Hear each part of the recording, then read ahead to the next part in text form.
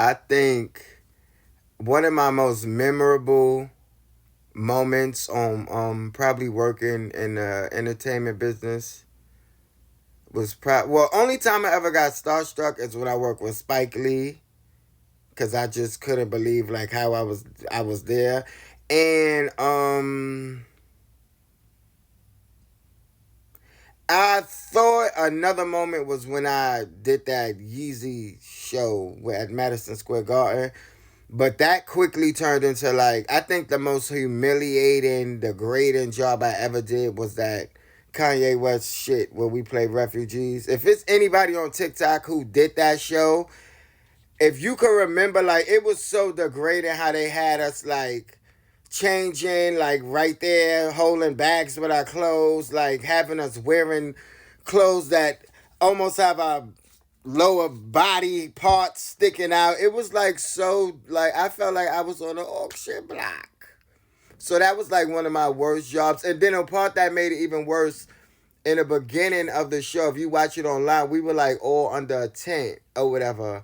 And like it was a bunch of men from London next to me. And all I remember them, they kept saying to me, "Oh my God, Kanye is God. I feel God. You don't feel that?" And I was like, "No." Like, what God? Yahweh, what God?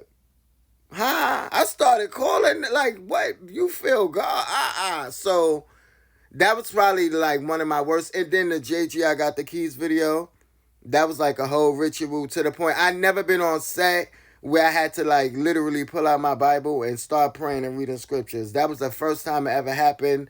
I don't know what that was. I do know, but I actually do know, but I'm not even gonna say it in this video. That's another video for another time. Um, what else was dope to me? Oh, I got the opportunity to work on a show called The Breaks or whatever. I play a member of Keith Sweat's band, but the dope part about working on The Breaks was I got to meet. If you are a fan of like BET back in the days, you remember Big Laz from Rap City. She was the choreographer on that show, so I got to like sit with her and talk with her. Like, no, everybody else that was my age or younger, nobody knew who she was. I knew who she was, and like that was one of my top moments too. And she was like so humble, like so cool. I got the like the dancers that danced in the Leah Rock the Vote video were on set as well, so I got to meet them. So that was epic. Um, working, I got